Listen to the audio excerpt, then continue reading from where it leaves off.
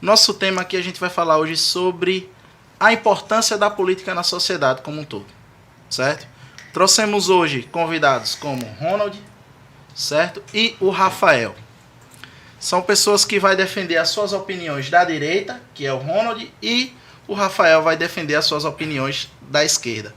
Então já vai um recado aí para vocês que quiserem defender suas opiniões, não se preocupem, pode jogar aí nos comentários perguntas, orientações, informações, vocês podem jogar essas informações lá, que o Murilo vai estar passando essas informações aqui pra gente ao vivo, beleza? Então vamos lá, Guto, vamos dar início ao nosso podcast. Lembrando que esse é um momento totalmente antipartidário, nós não estamos aqui defendendo nenhum político, nós estamos aqui trazendo para a sociedade um arcabouço de informações, tanto da direita quanto da esquerda. E eu gostaria que eles se apresentassem Pronto, de início para o pessoal perfeito. que está assistindo aí a gente saber quem é o Ronald e quem é o Rafael, né? Perfeito. Então, boa noite, meu nome é Rafael, eu tenho 29 anos e estou na militância política aí já tem, sei lá, seus 15 anos já. Eu já fui mais ativo politicamente, participei de vários movimentos sociais, movimentos estudantis, só que hoje eu não estou tão ligado mais à militância organizada, porque questões de paternidade, questões de trabalho, a vida do trabalhador brasileiro é essa, né? Tem que priorizar as prioridades. Isso. E o que acontece? Primeiro de tudo eu queria dizer que eu estou extremamente envergonhado, porque é a primeira vez que eu falo para a câmera, entendeu? Eu tenho um certo problema de me expor virtualmente, até não tenho rede social nenhuma por conta disso, que foi uma escolha que eu fiz há alguns anos e vamos seguir adiante. Não, acho que é isso, né? Pronto, perfeito. Perfeito. Vamos lá, boa noite. Mais uma vez aqui participando do IMCast, né? Muito grato por ter sido convidado mais uma vez. E assim como o Rafael, eu não defendo a pessoa em si. Sim. Eu defendo as ideias, né? As ideias. Do mesmo jeito que ele tem a ideia que ele defende, que ele acha que está mais para a esquerda, eu queria que a minha está mais para a direita.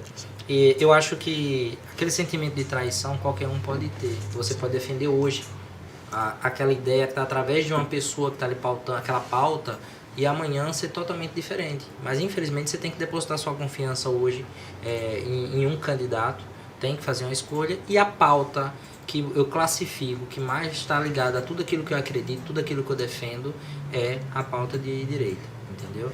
Então, Perfeito. mais uma vez também falar que estamos nos conhecendo agora, eu e o Rafael, e independente de qualquer situação, a gente vai sair daqui com certeza com uma certa amizade. E independente se ele fosse defensor de Lula ou não, se ele fosse de direita, independente de qualquer situação, assim como eu tenho vários amigos, né, que a gente conversa todos os dias, de direita e de esquerda também, entendeu? Então eu espero que esse momento seja um momento ímpar para todos nós, que a gente consiga cada um defender suas ideias e agregar. Perfeito. Nós tivemos aí um esboço do que cada um defende, de quem é cada pessoa, né, a personalidade de cada um de vocês. Eu gostaria de lançar aqui uma primeira pergunta, que é: o que significa para vocês atualmente no Brasil ser de direita ou ser de esquerda, né, no momento atual? O que é que significa para cada um de vocês isso? Então, eu vou dizer ao que me compete, né, por ser de esquerda. Sim. Hoje, ser de esquerda no Brasil significa basicamente defender valores democráticos históricos. Assim. Eu, no meu caso pessoal, eu defendo, na verdade, uma coisa um pouco mais radical. A esquerda ela toma espaço a ponto de não existir, por exemplo, classes sociais, né, que é o que a esquerda radical prega.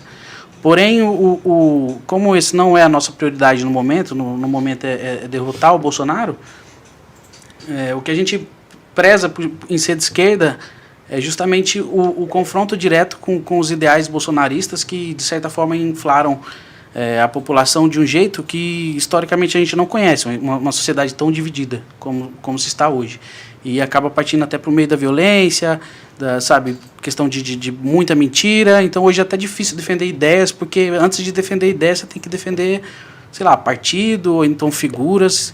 Então, ser de esquerda, basicamente, é você lutar contra a desigualdade social, é lutar contra liberdades individuais, é você lutar contra o acesso das classes favorecidas a bens de consumo, a bens educacionais. Então é basicamente isso, é você olhar para a classe social que está historicamente desfavorecida e tentar colocar ela no mesmo patamar das classes privilegiadas brasileiras, tá ligado? E também a questão básica de defender as minorias que são perseguidas, né? E nesses momentos de decisões políticas acabam sendo mais perseguidas ainda e usando até de bode expiatório para várias mentiras para poder tocar na questão moral da sociedade, entendeu? Para poder convencer pelo medo. E é isso. Ser de esquerda hoje é lutar contra o avanço de uma linha de pensamento completamente agressiva, que é o que eu acredito que seja. Entendeu? Não falo isso que não é todo mundo que se encaixa nisso, obviamente, porque até grandes amigos meus de infância são de direita, a gente conversa pacificamente sobre isso, mas eu acho que está escalando para um modelo de embate político que não é positivo, tá ligado? É só apontar dedo e briga, e em alguns casos violência, e até pouco tempo atrás rola até morte. É isso. Perfeito. Vamos lá. Eu acho que, mais do que a pauta da família, porque todo mundo que é de direita coloca, sou em prol da família. Muita coisa que o Rafael colocou aí, ele também vem para a pauta de direita, entendeu? Essa questão das minorias, indiretamente, o governo faz muito trabalho vinculado às minorias. Só que, indiretamente não, diretamente. Só que não é mostrado da forma, muitas das vezes, que a esquerda tenta mostrar com defeito do outro lado, quando foi feito do outro lado. Entendeu? Então, assim, eu acredito num Estado que, numa sociedade que não seja inchada, que tenha menos possível ali a questão do Estado dentro dela. Eu acredito muito na questão da meritocracia. Então, esse regime igualitário, eu não consigo enxergar situação que deu certo em lugar algum. E eu acredito que pra gente também não dá certo de forma alguma, até mesmo porque eu acho que você tem que colher aquele fruto que você planta. É uma coisa sem lógica outra pessoa colher aquilo que você planta, entendeu?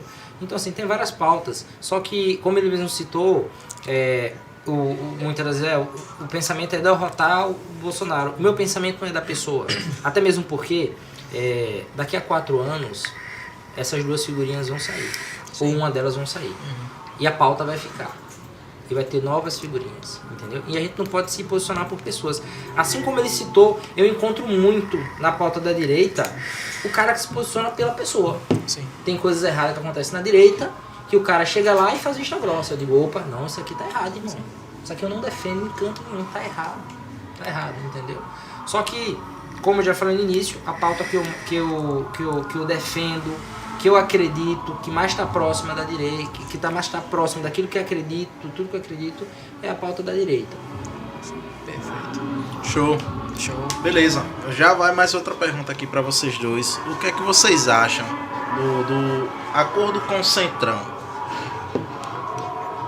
Então, o que acontece? Não existe nenhum governante que governou sem fazer algum tipo de acordo com o Centrão. Entendeu? A questão é a forma como se faz esse acordo. No caso do Bolsonaro, foi pelo meio do sigilo. Foi por meio do... Porra, me fugiu na memória agora? Do orçamento secreto, obrigado. Que basicamente ele destinou verba para vários parlamentares, não diz para quem foi, o que vai fazer com essas verbas. Inclusive estava tendo denúncia de uma cidade de 14 mil habitantes no interior aí, que removeu mais de 50 mil dentes, sendo que a população é, sei lá, 14 mil pessoas. É como se tivesse arrancado, sei lá, uns 5 dentes de cada cidadão. Então, tipo assim, a questão do sigilo, do orçamento secreto, ela vai de encontro justamente com a forma que eu acho que não é certa de governar com o Centrão. Tá ligado? Governar com o Centrão é você poder você faz alianças com seus que são partidários, e você chega até o Centrão e fala assim, o que é que vocês querem, entendeu? E não abrir as pernas e fazer tudo que eles querem, entendeu? E só querendo ressaltar a questão, tipo, da esquerda, que a gente não acredita que os bens pessoais devem ser socializados. Não é isso, entendeu? Tipo, isso não faz sentido. Não tem nenhum lugar do mundo isso é corroborado. Na verdade, o que a gente defende é uma tomada dos meios de produção das classes burguesas. E essas classes burguesas, na verdade, são classes, assim, que são historicamente privilegiadas ao extremo. A gente não fala nem de milionário, a gente fala de bilionário, entendeu? Porque é um excedente financeiro que ninguém precisa disso para viver, entendeu?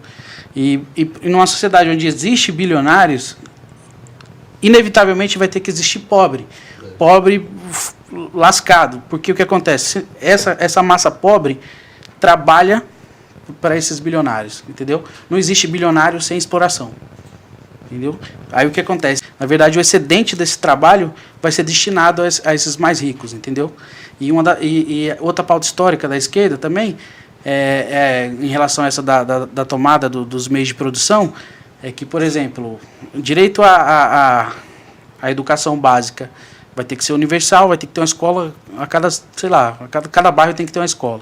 A organização do trabalho na esquerda vão ser assim, os próprios trabalhadores vão poder se organizar em conselhos, na tomada de fábrica, nessas questões para poderem se organizar.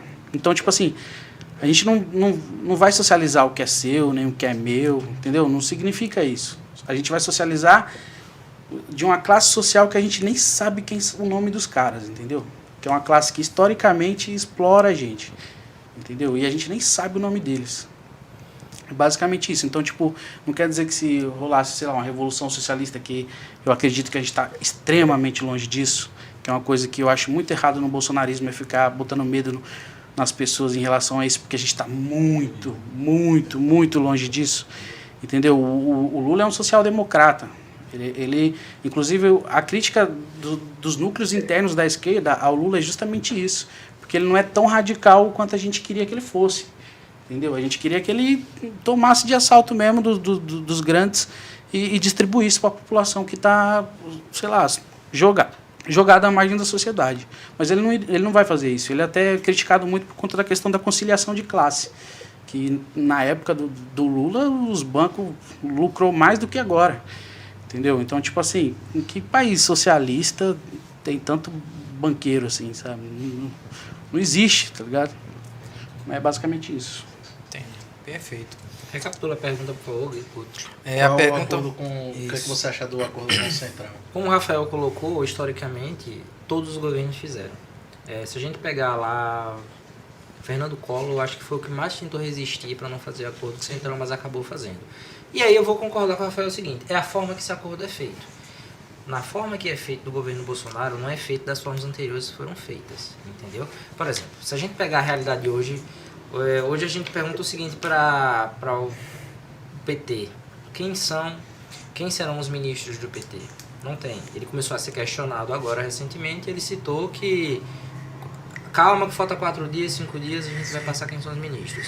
Na verdade, ele não sabe ainda, porque está tudo em base de acordo ainda. Então, se você botar uma pessoa que ela não tem capacitação naquela área para desenvolver um bom trabalho, como já aconteceu em anos anteriores, Ministério da Educação e várias outras situações que traziam muitas pautas aí que mais atrapalhou do que ajudou. Ele falou o seguinte, a gente tiraria daqueles que estão lá em cima, bilionários, que a gente não sabe quem são os nomes deles. Inicialmente, Rafael, todo mundo começa igual. A gente tem o mesmo poder que o bilionário tem de montar a empresa. O bilionário, ele não nasceu, ele não brotou aqui rico. Bilionário, ele não brotou bilionário. Em algum momento a empresa... Calma. Mas em algum momento a empresa dele iniciou. Ele não brotou bilionário, em algum momento ele iniciou. E eu, você, qualquer um que está nessa sala pode montar a sua empresa, entendeu? Então, assim, é muito difícil ouvir uma coisa dessa, sabe por quê? Porque, por exemplo, aquilo que você tem, como você colocou no início, por questões de trabalho, paternidade, aquilo que você tem, lógico que você colocou, e eu entendo isso, não é tirar de você. Eu entendo quando você fala, a esquerda radicalizar, fala que o Lula vai fazer. Eu também concordo, não é assim também da hora para outra. Fazer, até mesmo porque quando o presidente entrar, o poder não passou na mão dele. Nós temos 3 casas, nós temos 3 poderes, né? Hoje a gente tem um que tá sobressaindo, mandando dos outros 2, né? Mas a gente sabe que é assim que é para funcionar. Tem que botar a ordem no galinheiro. Na democracia, pois é. Mas assim, eu queria que você citasse, se você conseguir, lógico, por exemplo, você falar, seriam os bilionários pra gente fazer uma coisa dessa. Quem seria hoje no Brasil um bilionário que no seu ponto de vista tá explorando? Porque a gente tem a CLT aí, a partir do momento que a gente tá saindo fora ali da linha da CLT, aí entra de fato a exploração. De uns tempos para cá a gente tem até visto muita denúncia de pessoas que são levadas para o sul e está sofrendo exploração, entre outras situações. Mas eu queria que você citasse. Lógico que você não pode falar abertamente, mas você tem conhecimento de fato que tem bilionário hoje no Brasil que está causando exploração em uma parte da sociedade e nessa parte pobre, porque hoje do jeito que a gente está, com acesso à comunicação, todo mundo tem acesso a um celular, se não um celular próprio seu, mas tem algum que tenha acesso ao celular e isso não é divulgado, e isso não é denunciado. Então, a questão da exploração, mano, eu não trato ela de cunho, tipo, pessoalista, quem é ele, quem são eles, quem não são eles, entendeu? É porque eu acho que eu comecei errado. Porque a gente tem que... a ideia que eu quis colocar, ela parte de uma teoria política muito anterior ao que eu estou dizendo, entendeu? Tipo assim, por exemplo, isso eu me basei do Manifesto Comunista, ou então do Capital, do Karl Marx, que na verdade é o seguinte, o que eu defendo é o fim da exploração do homem pelo homem. E como é que se faz isso? Exploração não é só regime de escravidão, de semi-escravidão. Exploração é eu ganhar dinheiro em cima do teu trabalho. Então, tipo assim, você nunca vai ver um trabalhador CLT ficar rico. Eu nunca vou ver. E você nunca vai ver um trabalhador, ou até um empreendedor, tipo assim, você vai ver, existe casos, mas é a exceção da regra. Tanto é que um empreendedor de baixo porte, ficar bilionário não é a coisa mais simples do mundo. Então eles vendem essa ideologia de que é possível para que a gente aceite o modelo de exploração que a gente está submetido. Entendeu? Então, esse é o grande trunfo do capitalismo. Ele conseguiu colocar na cabeça das classes que são exploradas de que um dia eles podem se tornar exploradores. Entendeu? Tipo assim, um dia, mano, se você se esforçar, você vai chegar lá. Mas eu não conheço nenhum que chegou lá. E eu não tô falando de rico, de ter, sabe, um carrão, de ter mansão. Eu tô falando de um cara que detém os meios de produção. Entendeu? E os meios de produção são fábricas, são usinas, tá ligado? Televisão. É gente que tem dinheiro de verdade, que a gente não sabe o nome, que a gente nunca viu, sabe? Aí o que acontece? Hoje em dia a gente conhece meia dúzia de bilionário, que é esses caras que, sei lá, que vai naquele Shark Tank Brasil, por exemplo. Certo. Mas, então, geralmente essas pessoas sim, tem gente que ascendeu de forma, como é que eu posso dizer, honesta, que ficou... Mais ou menos, né? Que no Brasil todo mundo, assim, para você ficar rico tem que sonegar, porque eu concordo com a direita que tem muito imposto. Então, muita gente sonega imposto e dizer que não sonega é mentira. Mas o que eu quero dizer, assim, e é outra coisa do capitalismo, até para você se tornar rico, milionário, bilionário, você tem que se sujar, porque foi um modelo de sistema implantado para que impeça que as classes pobres atinjam lá. Imagina essa teoria de que todo mundo pode ficar rico. Se todo mundo ficar rico, quem é que vai trabalhar para quem? Entendeu? Era justamente essa pergunta que eu ia fazer. Ninguém vai trabalhar, sabe? É impossível.